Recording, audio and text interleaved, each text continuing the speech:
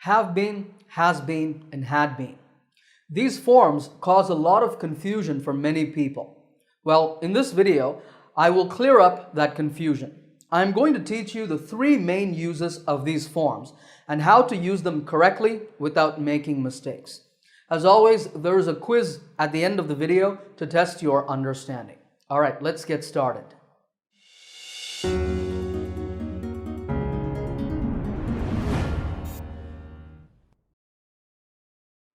Before we talk about the uses, you need to know the basics of where to use have, has, and had been.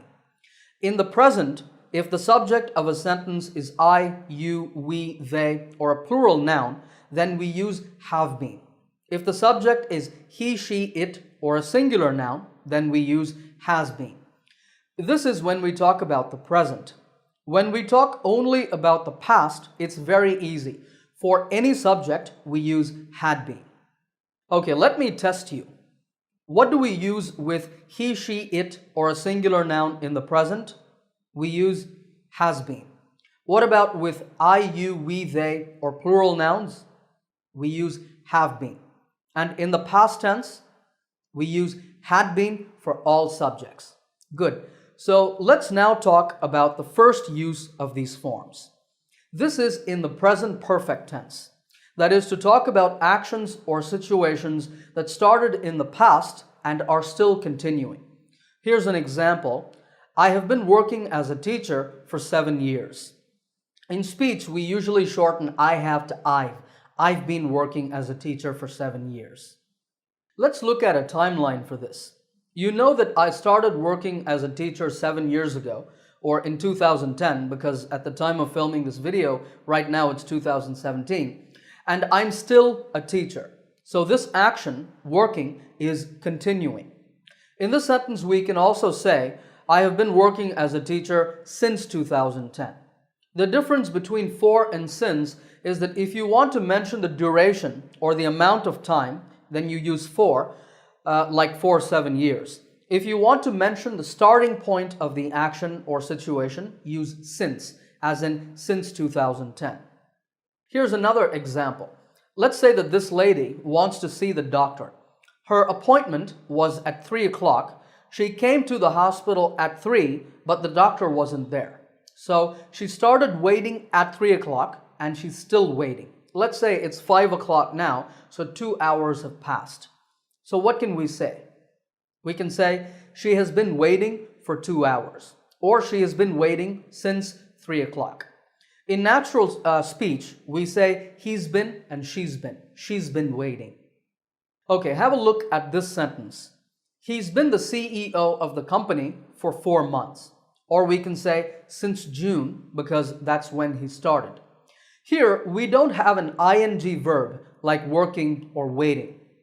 That's because we don't want to focus on any action. We just want to express the situation that he became the CEO in June and he's still the CEO.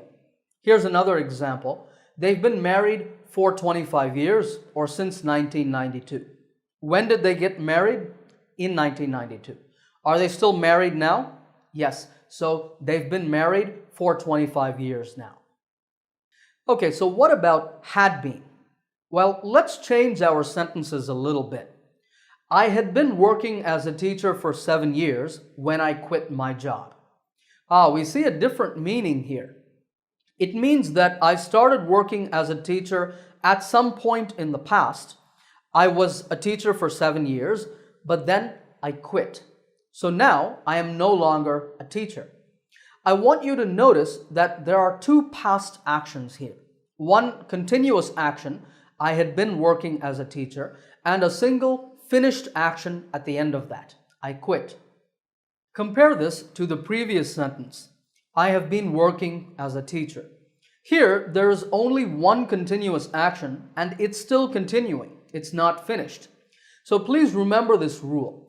Only use had been if there were two events in the past, a continuing action or a situation, and a single finished action at the end.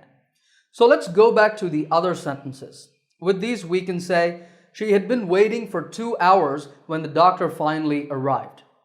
He had been the CEO of the company for only 4 months when it went bankrupt. Went bankrupt means the company lost all its money and closed down. They had been married for 25 years when they divorced. So, are they still married? Unfortunately, no. Just like the sentences with have been and has been are in the present perfect tense, the sentences with had been are in the past perfect tense. Now, if you need, stop the video and make sure you understand the difference between have been, has been, and had been, and then play the video again and continue. Okay, let's now move on to the second use of these forms. This is in the passive voice to talk about recent actions. Now, I recently needed to buy some computer parts. So I went to Amazon.com and I bought a mouse and a keyboard. After I received the items, I got an email from Amazon. It had this line, "Your items have been delivered." What does that mean? Well, it means the same thing as "we have delivered your items." We means Amazon.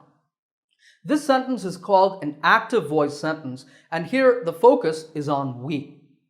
But Amazon wants to focus on the items because that's what's important in this situation. So instead, they use the passive voice. Your items have been delivered. This means that the items were delivered just now, maybe a few minutes or hours ago. Now, when I receive the items, I can say, the items have been received. It means I have received the items. Here's one last example. There's a construction company in my city. They build buildings. They started a big construction project in my neighborhood a few months ago. And now the company has completed the big construction project. The problem with this active voice sentence is that it focuses too much on the company. But we want to focus on the project. So how can we change this to the passive voice? Can you do it? Well, we can say the big construction project has been completed. Very simple. Okay, but how do we use had been in the passive? Again, we only use it if there were two actions or events in the past. Remember the mouse that I bought online? Unfortunately, 2 days after I got it, it stopped working. Such a shame. So now I can say, when the mouse stopped working, it had been purchased just 2 days ago. Notice that we indicate the first event with had been. It had been purchased just 2 days ago. And the second event with just the simple past tense. The mouse stopped working. With had been, you can mention the time, 2 days ago. For the second sentence, we can say the construction project had just been completed when the company started another one. All right, this is the second use of have been, has been, and had been. So let's turn to the third and final use. Thankfully, this is the easiest, and it is to talk about the experience of visiting places. For example, we've been to Hawaii 4 times.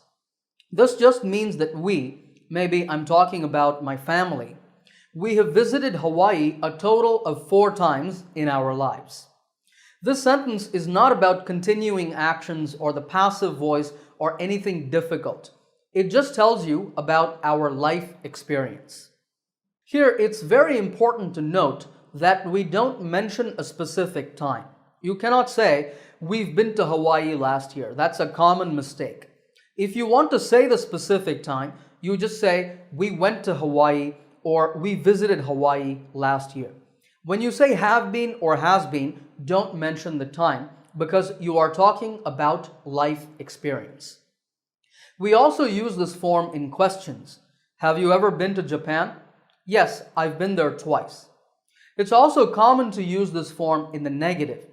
He has never been to Italy. It means he has never visited Italy.